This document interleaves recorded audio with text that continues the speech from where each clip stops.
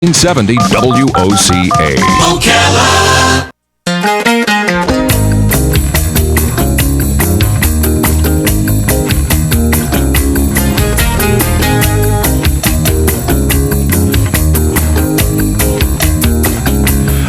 All right, 25 minutes before 10 o'clock. There are some things that are just synonymous with trustworthiness and high quality, and National Geographic is one of those entities, right? Yeah. National Geographic, oh my gosh. If you say, is it believable? Yes. Is it good quality? Yes, it is. And of course, they've been doing a really great job beyond the magazine with some of the productions they've done for TV. And they've got a 10-part global event series called Genius that we're going to learn about right now. Samantha Colley is on the phone. Samantha plays the role of Mileva Maric. I don't know that I'm saying the name right or pronouncing it right. She was Albert Einstein's first wife. So the 10-part miniseries Genius is what we're talking about. It premieres tomorrow? No, it premiered April 25th. I'm sorry. Mm-hmm. Good morning, Samantha. How are you? Morning. How are you? I'm good, thanks. All right. Where are you calling from? England at the moment. Oh my gosh! Oh, and is all the filming done for the series already? Yes, yeah. That was done in February of this year. Where did you? We were out in the Czech Republic. Oh, in the Czech Republic. Oh my gosh! So tell me about. We were in Prague. Tell me about. First of all, did I pronounce the name of your character, Mileva Maric? Mileva Maric. Mileva Maric. Okay. So did you know about Mileva Maric before you did the role? No, I didn't, and I feel quite hard done by that. I didn't know that she existed, because to me she's a bit of a feminist icon that's kind of sat there in history that I didn't know about, and no one knows about, really. So it's a bit of a tragic story. And that's it. I mean, I think nobody knows who she is, and you've already told us a little bit to give us an ounce of curiosity. So what did you learn, or what will we learn as we watch the series? Well, I think the world kind of knows her as Albert Einstein's first wife and the mother of his children, but more importantly, she was a Serbian physicist and mathematician, a very gifted one in her own right. And some schools of thought believe that she was instrumental in some of his most fundamental works, but never credited, unlike the likes of Marie Curie. So she's an example of a woman who was kind of chewed up and spat out by history, really. And I found it a great privilege to kind of right that wrong and show the world this wonderful woman, really. Yeah, absolutely. And you know, that's usually the way it is. Usually whenever there's somebody in a picture, there's somebody else who should be in the picture, and it seems to be the way it is. So it's good that you're doing this. What happened to her? Did their marriage end did she die, or how did the marriage end?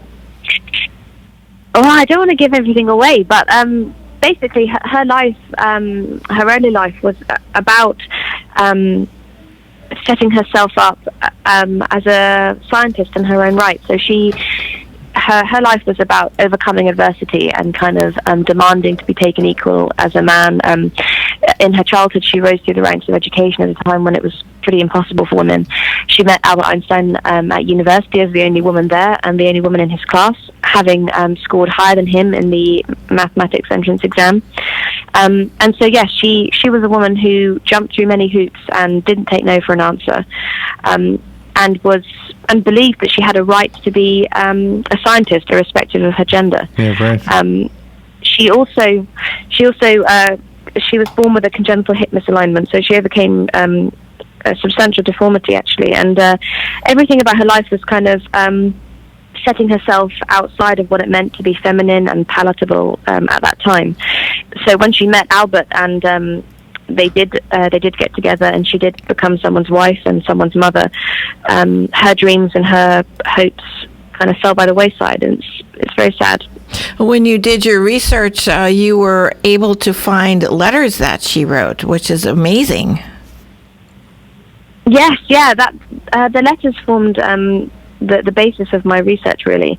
The letters between Albert and Mileva, but also Mileva and her best friend Helena Savic. And one of the amazing things of the letters, it revealed younger Albert I think the world knows this kind of father of physics figure who's very much on a pedestal, and we think of this older man with white hair standing at a chalkboard. But actually, I found this really funny, witty, attractive, hedonistic poet, musician in these letters, and it was a real meeting of the minds, but also two people of real passion, and they were holed up in a room together, making love and talking science, and it was amazing. It was amazing to learn of Mileva, but also of Albert, and this the man behind the mind, and that's one of the triumphs of the series, really, that you get to see Albert.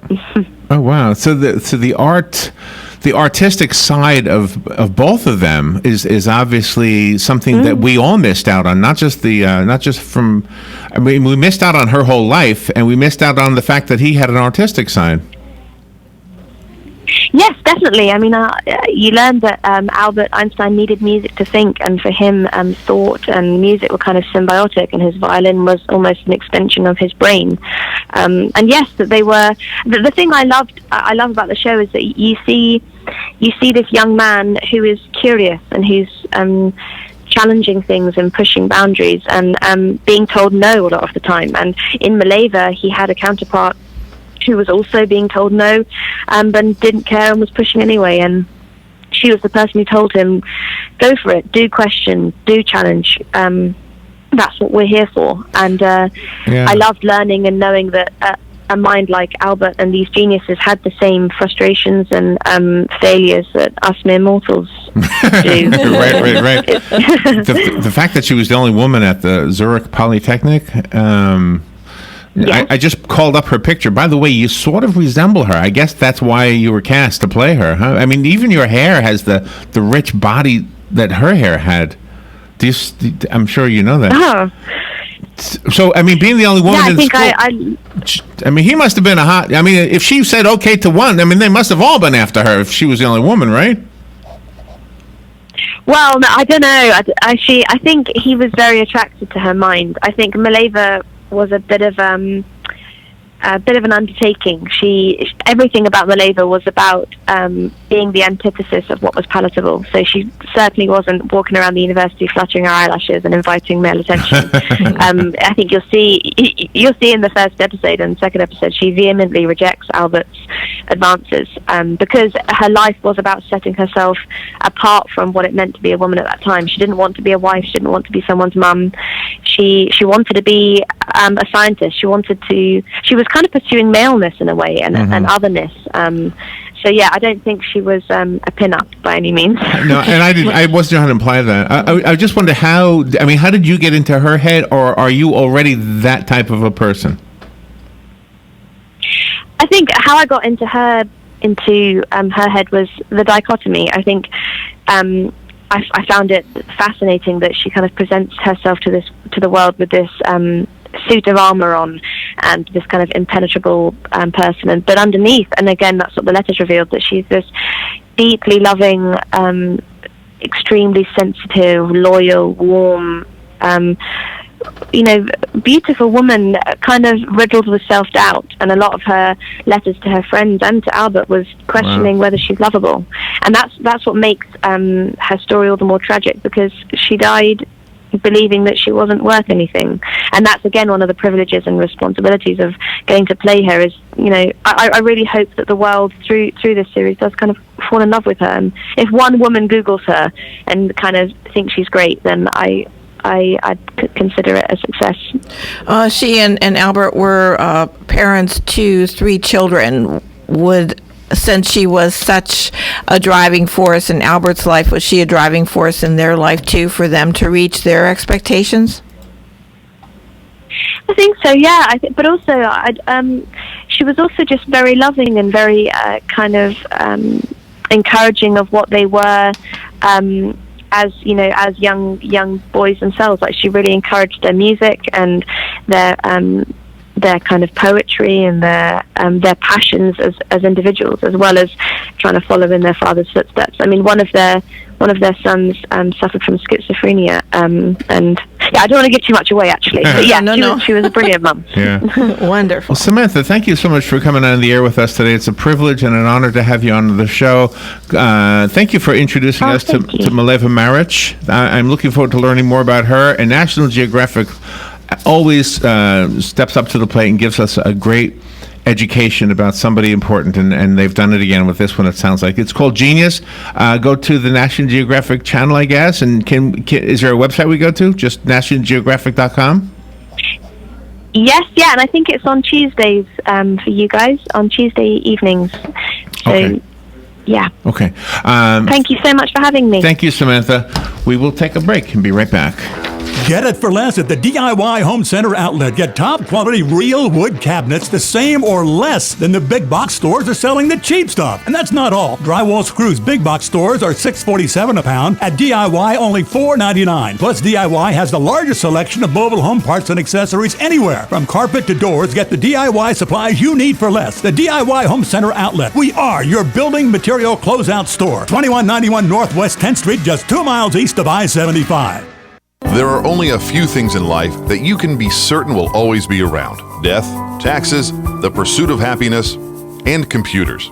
As they continue to advance at an epic pace, the one absolute certainty about them is that they'll break. It's not an if, it's a when.